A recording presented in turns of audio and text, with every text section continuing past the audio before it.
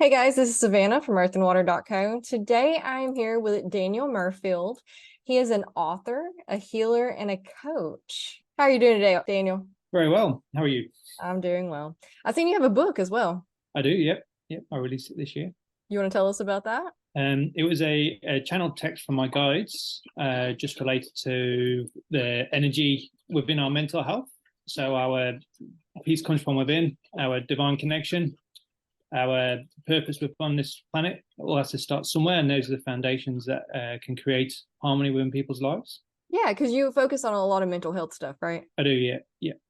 I believe that's any part of your life always starts in the mind. So if you're fit and healthy, it starts in the mind. If you're fighting off a cold, it starts in the mind. So everything that we tackle, every conversation that we have, every interaction, every exchange of energy, it's all within the mind and it spreads through the body.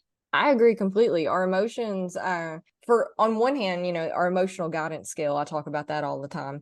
And on the other hand, our emotions definitely help dictate whether we do a good job at healing ourselves or if we just get sicker because, like stress and chemicals and Absolutely, absolutely. And the thing is, most of those situations like stress, fear, anger, anxiety, they're just an end product. They're just your body showing symptoms of what we've been ignoring.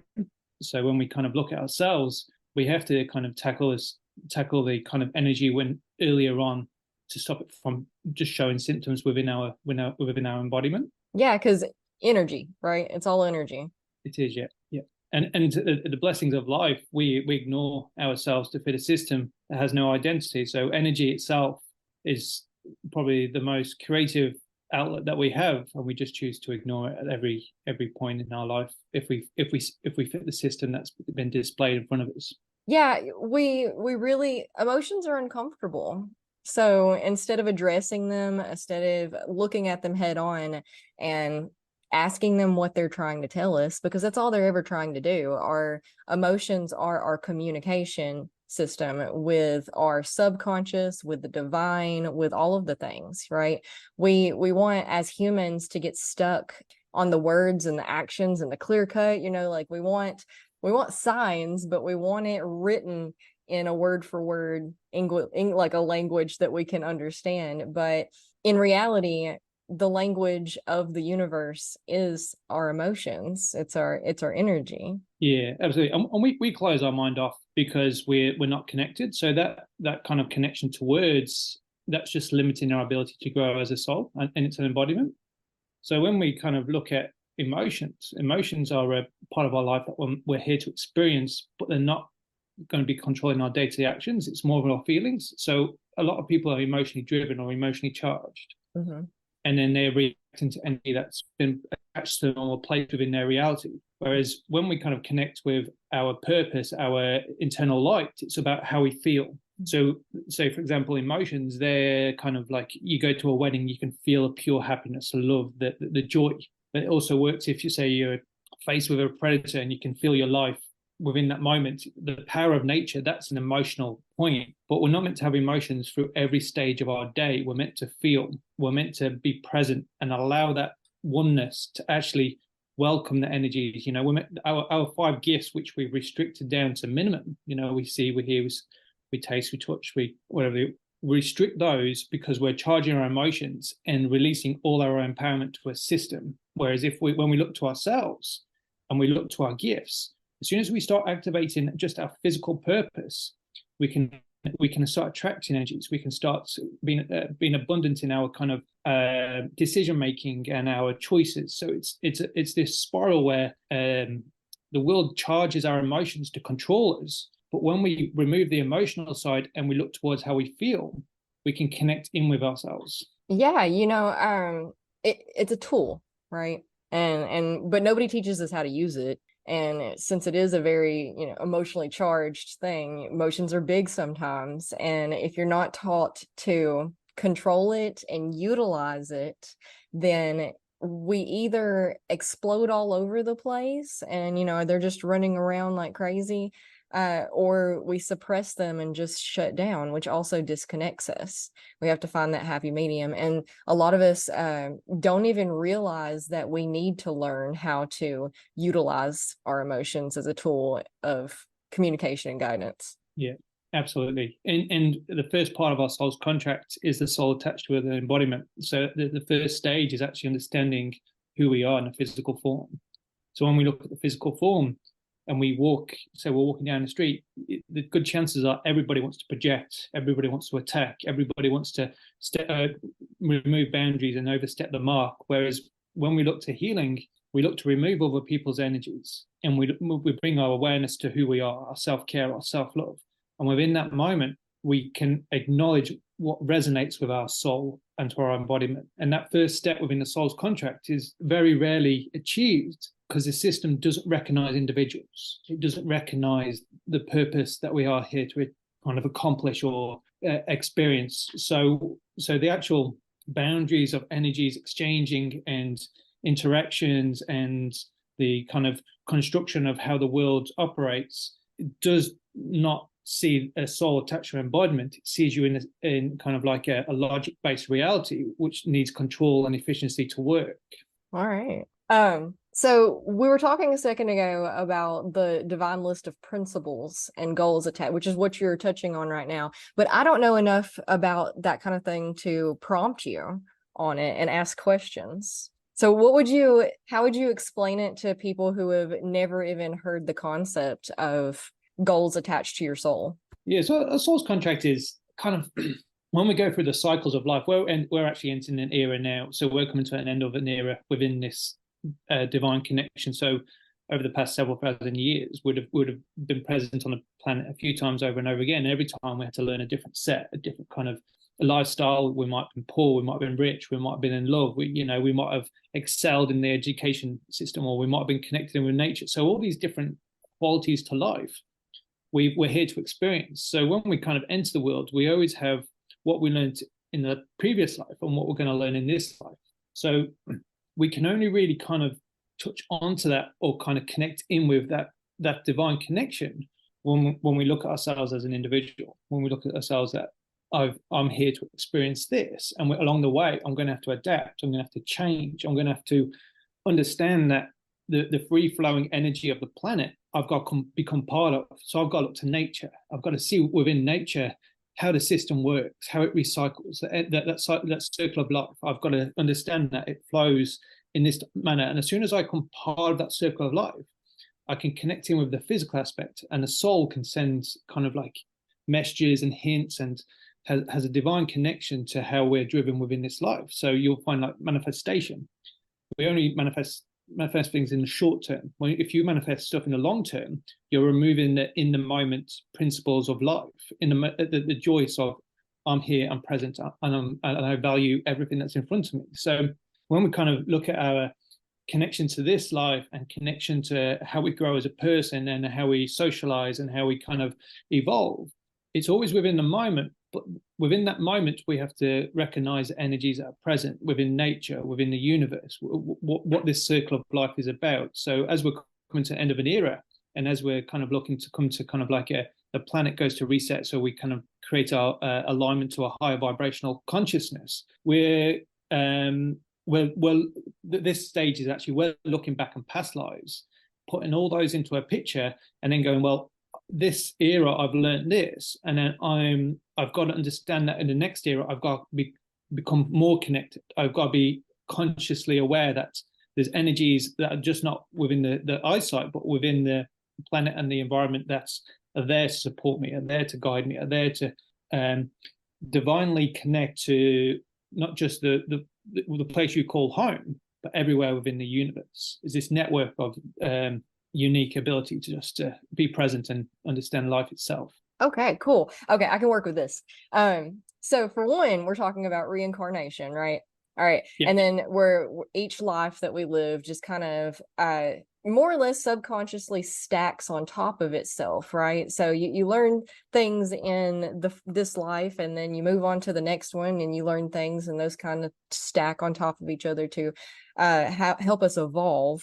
And connecting with all of that is easier when we look towards nature, because then we start to understand the cycles and the patterns and how we are connected to all of it. I'm really big into cyclical living and syncing your life to the energies around you, you know, the seasons, the phases of the moon. There's lots of ways that you can connect, and understanding how that ebbs and flows can help you better understand your own life and how it ebbs and flows. And then we'll come back to the emotions and how, you know, some emotions are really big, some emotions are really small. All of them are going to pass eventually. So we just we got to listen to it, we got to ride it, we got to touch where we can. And, you know, it just like riding the waves in the ocean. Yeah, absolutely. And if you think of when you're making decisions today, if you're worrying about the past, that's that's fear. If you're looking for the future, that's anxiety. So with those emotions that are flowing through us, we're meant to adapt and change as we're presented with them. We're meant to kind of like understand them, realize the kind of the flow that they're taking, and is that connected to our path? Is that, and why have I made a decision that actually goes against the way that I should be operating? And do I change that path to get back onto the path that I should? So all those decisions are made within the moment, and when you're connected within yourself, you have this unique ability to go, that's not that doesn't resonate with how I'm going to interpretate that energy, or that goes against the grain in which I see the life. And because we're miles off track, and we could be 30, 40 lanes off, or tracks off our life, when we're healing, to get back onto that one track, we might change our opinion 30 times. And so the evolution of that soul just to get back onto the right path means that we change so often. So when we look at judgment, we should never judge people, because our healing is formed on the fact that we only heal when we don't judge. And if you change your opinion, you go, oh, I believe this one day, and then the next day you don't do it, that's the path of healing. And then when you see someone and they're very opinionated, within that moment, you can turn around and say, okay, I can see the path you're on, I can see what stage you're on, and that doesn't directly affect me, but there's growth within that situation that they can evolve and become a better person for themselves, a better soul attached to an embodiment.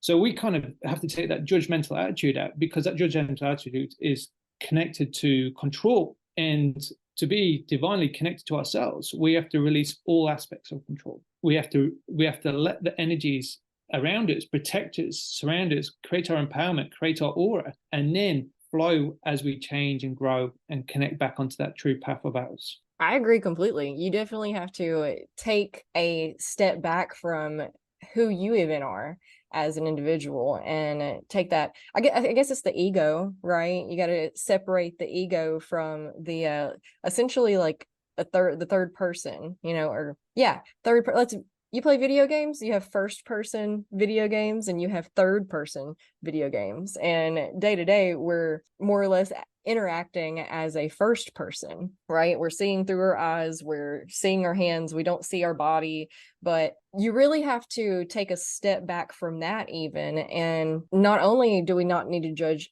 other people, but stop judging ourselves in the experience and recognize that there's moments in every moment that we can take from and learn from, but we have to remove the ego, which means looking at it from not such an attached, involved setting and looking at it more as like a whole picture type setting. Yeah.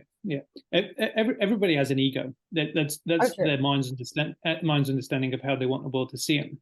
So if you're humble and kind, that ego will reflect, that will show within your personality. But when those egos are there because they lack control or they want to gain control, that's when they go to extremes, like you're saying.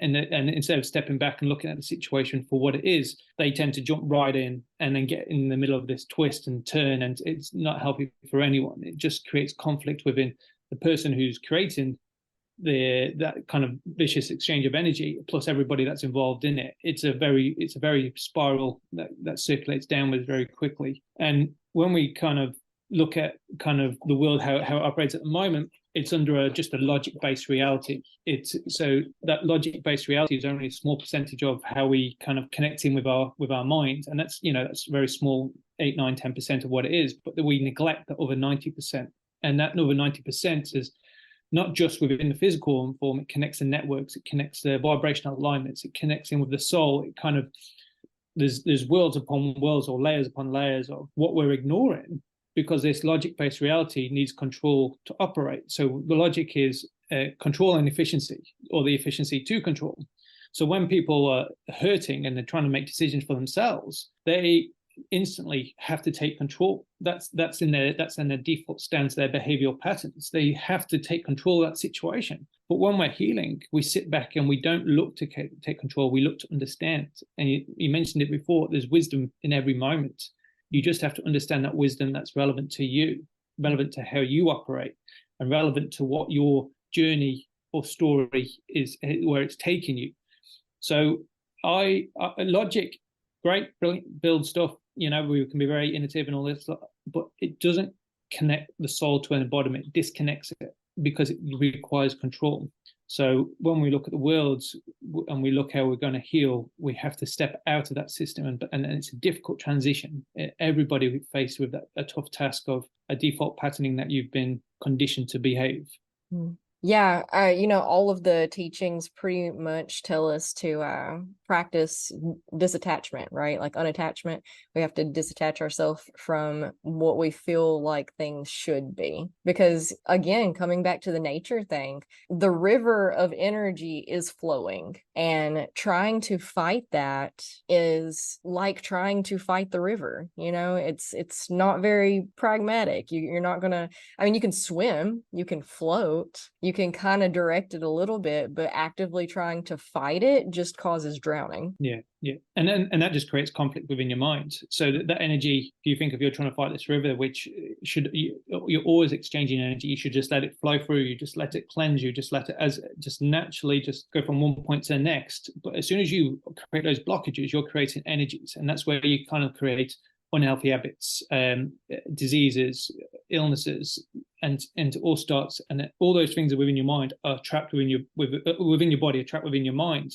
So you get triggers, you get conditioning behavioral patterns, and these kind of ideologies that have been created to the way that you should perform within this life are actually just blocking you from connecting in with a deeper part of yourself. Like it's a cycle that doesn't understand who you truly are, and understanding who you truly are is that purpose why we're here.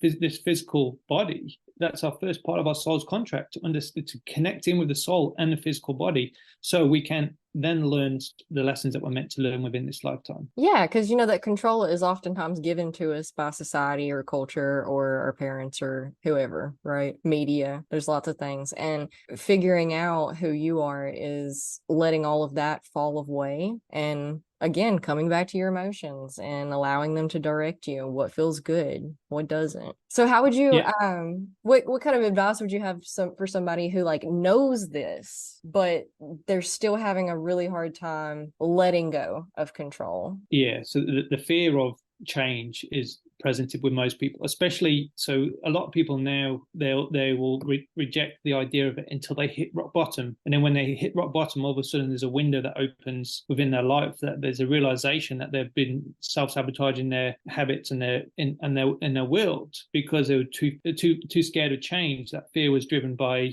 alternative energies that are part of them. And this relationship that we build on with ourselves, we've got family DNA. That's a massive part. So you could quite easily be living your parents' life, your whole life, without even understanding who you are. So that's a big structural part that's very dominant within your life. Then you've got influential figures that when you're growing up, their ideologies, their kind of foresight on the world. And if there's no knowledge of freedom within their teachings, that means that you're kind of conditioned to behave and act a certain way within life. So when we're looking at healing and the people are not willing to make this change, they potentially have 10, 20, 30, 40 years of this really tough conditioning behavioral, and it can go all the way to 70, and there's a lot of people when they get to older age and they're not having to work and they're not having to go through the cycles of what the world exists, they have a moment of realization that they realize that the regret of their life, they've been acting as someone else, So if people get to this stage and they kind of want to make change, we have to start small behavior patterns. Because the only person that can make the change is them.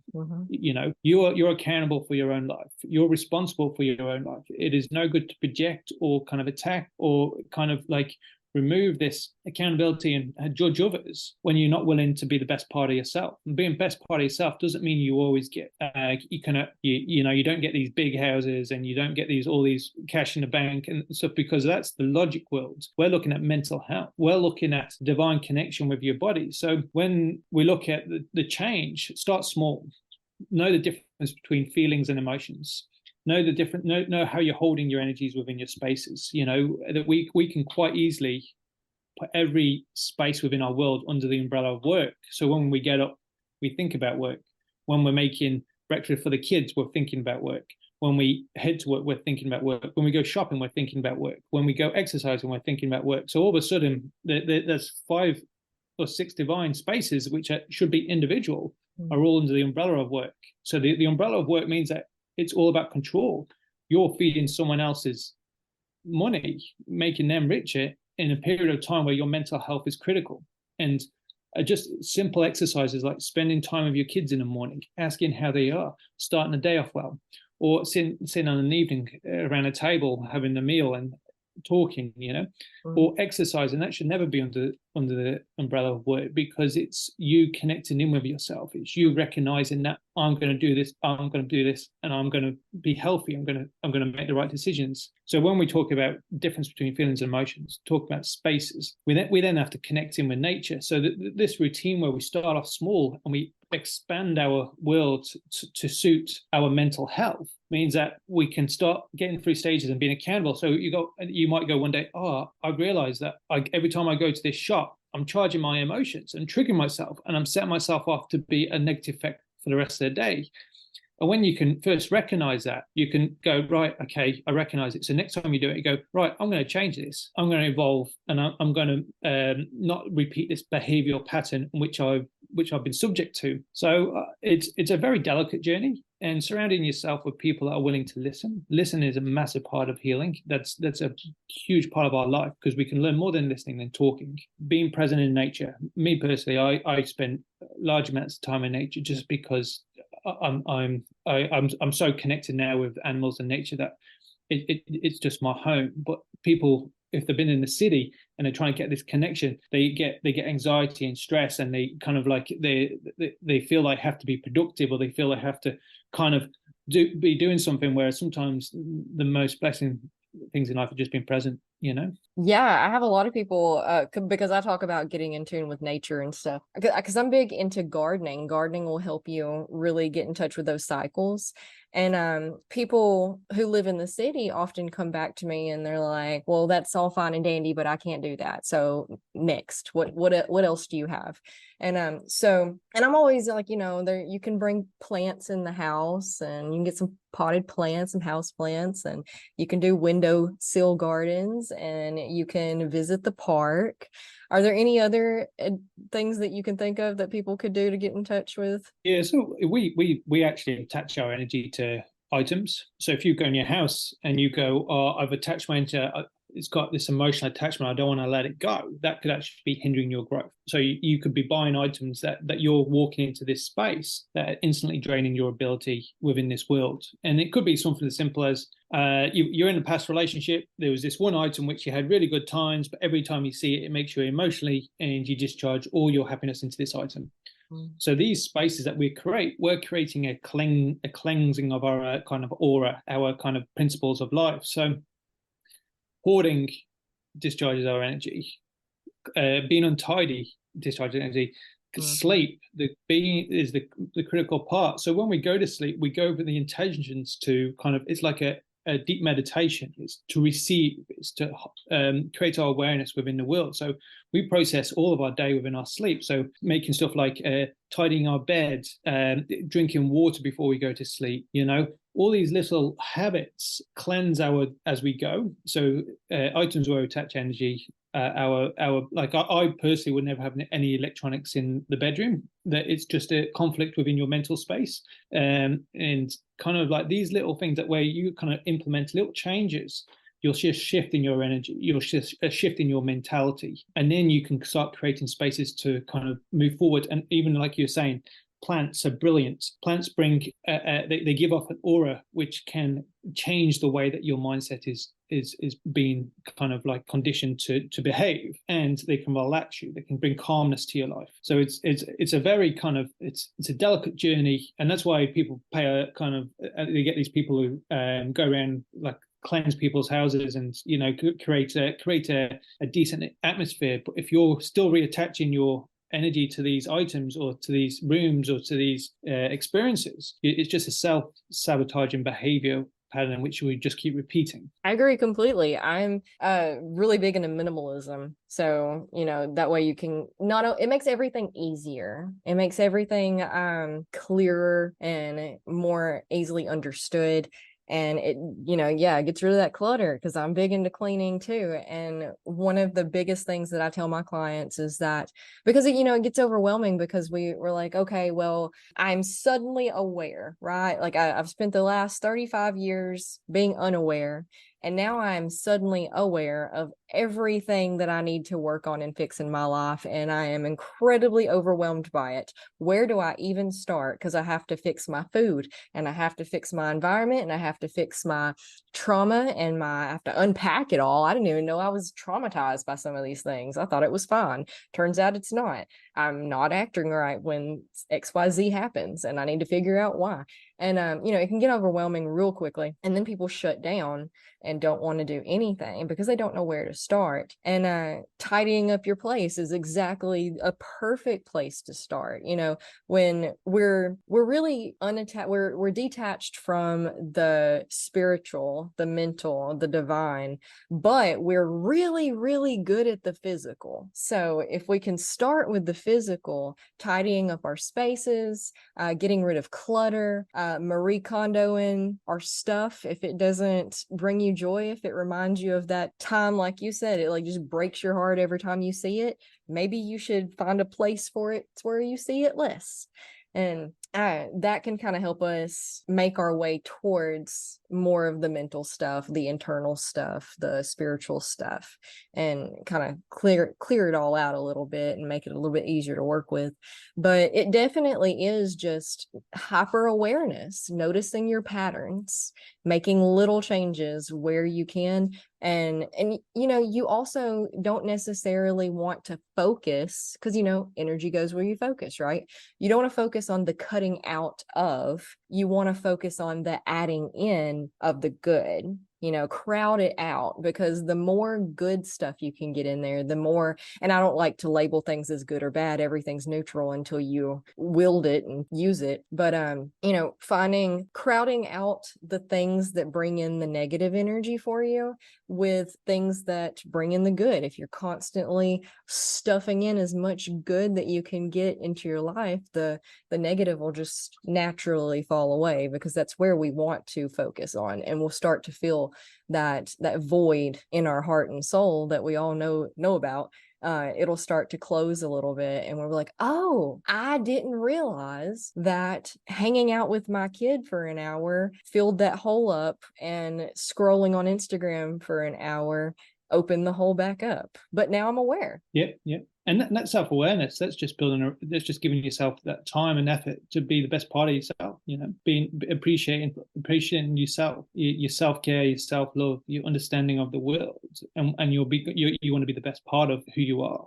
So you want to give, when we talk about being the best part of yourself, respect across a conversation should always be there. You may never agree with their opinions or thoughts, but you can still respect the individual. The minute that you start respecting them is the minute you start respecting yourself. You know, you can't, it's the balancing principles. So you look into nature and you look at the balancing principles of life. If there isn't respect across the conversation, there is no respect for yourself. So when we kind of look at our awareness and our attention, we have to start bringing respect into the conversation. We have to start understanding that everybody's journeys. So when we kind of look at energy, and when I tell, kind of, when I'm talking through kind of learning and helping people guide themselves, and I said, well, if you look to nature, there's not one thing that's equal. It's all divinely balanced. Mm. So this interpretation of equal or equality is a logic-based reality. But when we kind of look at, say, but I want to be treated as an equal. Well, they're not treating you as an individual. They're treating you as a number. They're treating you as within this system. You that's only what you're allowed to achieve within this lifetime. But when we look at ourselves and we look at how nature works, that people will never know your story. People will never know what you've felt. They'll never know what you've been through. They'll never even come close to understanding anything about you. So why are you equal to someone else when all your journeys are individual?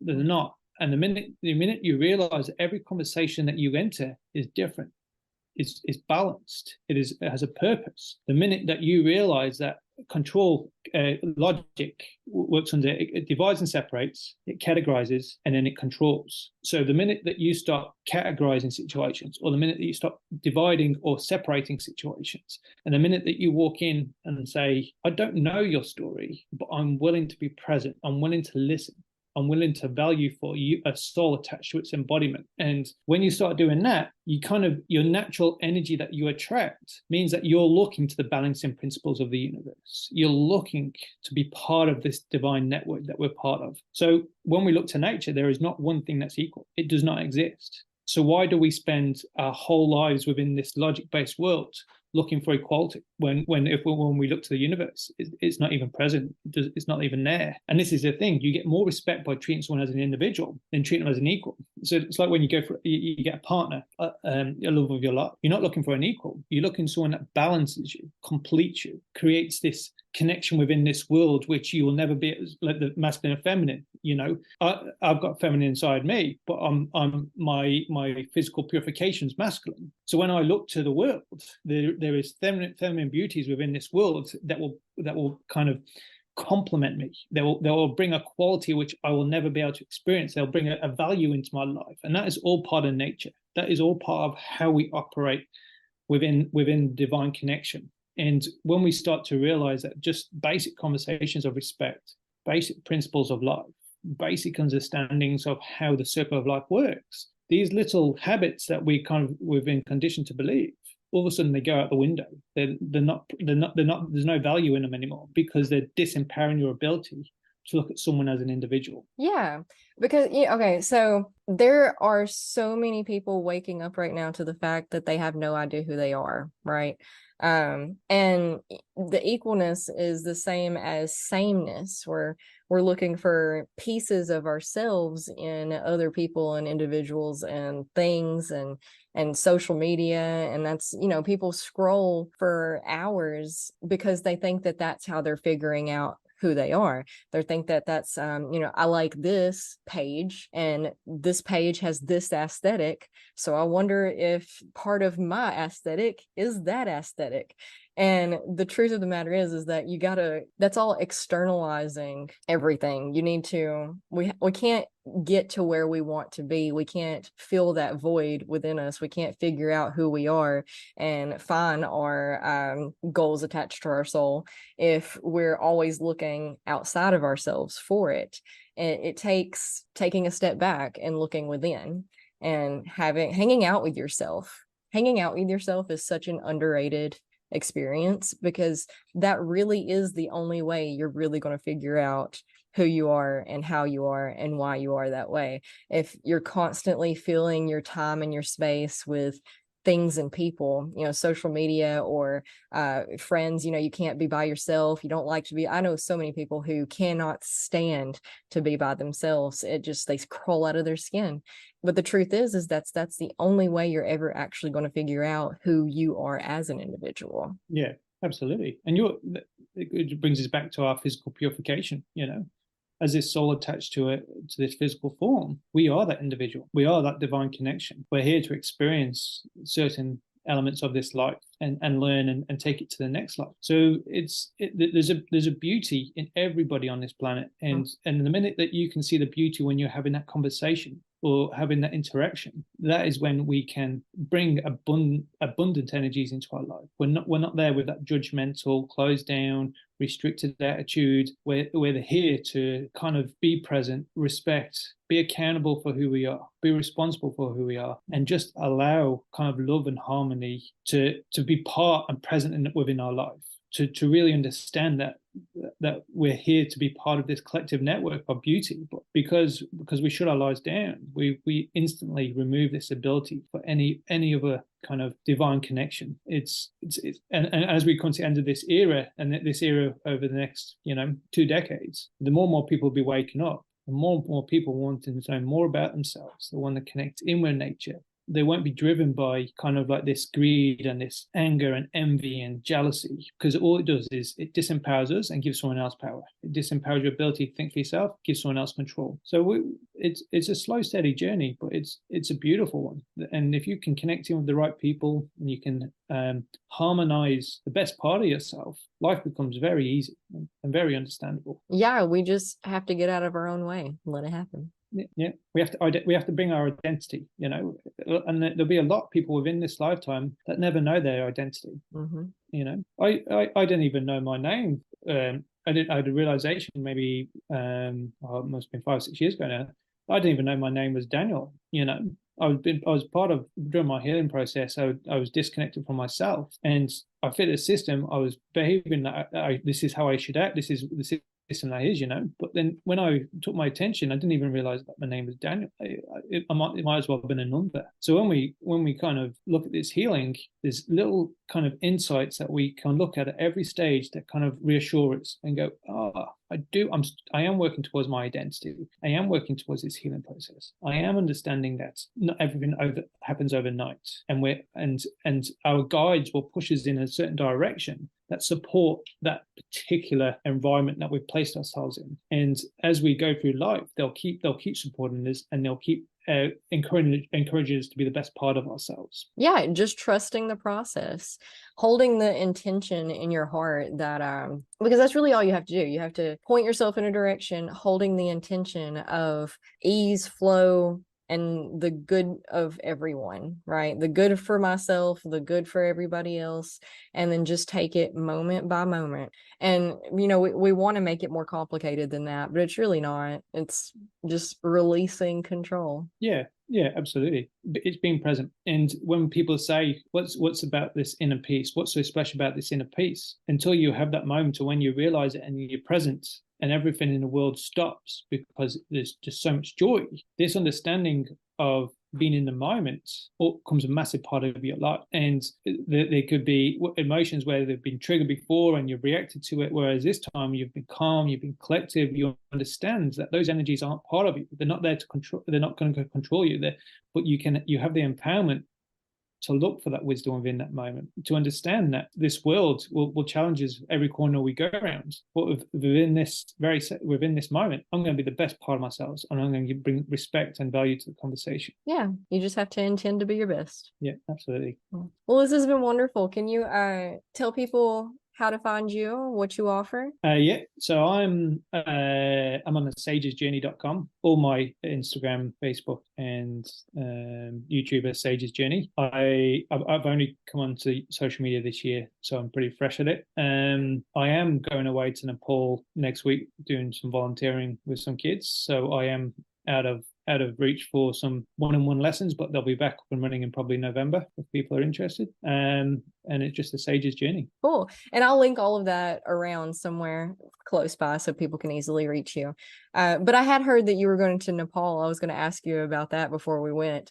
You want to tell us about your volunteer work that you're doing over there? Yeah, so I a couple of years back, obviously it all starts somewhere, and about 5 years, no, more than that, 8 years. It was a while back, and I had this dream that I was. It was like Stonehenge, kind of like stones, and then in a circle there was bodies with cloaks and like long cloaks with hoods, and I couldn't see any of the faces, but within this dream, there was a man in the middle. He had a cushion. It was a purple cushion with a gold handle with a wavy blade. And I got asked to step into the middle and ask if I was worthy. So I stepped in the middle and said, "Oh, if you're worthy, you got to stab yourself in the heart and then count to 30." But then a second later, I rose up in my bed shouting 30.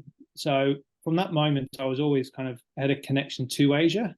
This Nepal trip came up. I'm just working in a monastery, helping nuns and monks out, teaching English and sports. Okay. But my connection to Asia, and I've had similar dreams to South America as well, have been quite highlighted over the last couple of years through different qualities of my life. So this is the part of kind of like the first step to my Asia trip, which I'm looking forward to.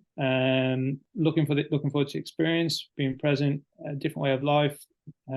I'll probably learn more than what I can teach them, because it's a new world, new place, and there's always less lessons in every moment, isn't there? You know. Absolutely. And I would love that too. I love other countries, other cultures, learning from everybody that I can. I was always very bored with everything I was born and raised into. So I definitely, like, if there was a minority in my classroom or on my bus, I was like immediately drawn to them, like, tell me about your world. So yeah, that I think that is super cool, and it sounds like a lot of fun. Yeah, yeah, absolutely. I am going to be posting things. I'll probably do a blog, so I'll probably do a blog while I'm away. So if Cool. anybody's interested, they can have a read as I go. So Absolutely. Yeah. And that'd be good. Do video blogging too and put it on your Instagram for us so we can see some cool stuff, see what it's like yeah, over there. I'll be yeah, watching. absolutely. All right. Well, thank you so much for joining us today, and I hope you have a great day. Thank you for sharing this space. Daniel Murfield, you guys, go follow him. Let us know what you thought about this episode. Rate and review if you can. That super helps us out. I really, really enjoy this job, and I would really, really like to continue doing it. So if you agree with that and you think that you would like to support that, please do. In the forms of rating, reviewing, commenting, sharing, there are so many things that you can do for us that are free. If you want to contribute a little bit more, you can come hang out in the Patreon, where you get early access to unedited video format of every episode. It's usually about 3 or 4 ahead of what we're releasing, because I have to edit them. And it takes a little bit longer to edit them to put out on Spotify and Apple Podcasts is the version that they got over there, and YouTube and all of those other things. Wherever you're listening to this, it takes me a couple of weeks, several weeks usually, to get these episodes out. But anyway, so if you're up to date and you're like, man, I can't wait for the next episode, you don't have to. You can just pay $5 on the Patreon and get access to it anytime you like. And that's patreon.com/earthandwater. The and is written out, A-N-D. So again, thank you so much for being here. Let me know what you want to hear, what you're having trouble with. I can tailor some content specifically for your needs. I can find guests specifically for your needs. You just gotta let me know. And until next week, I love you. I'll see you soon.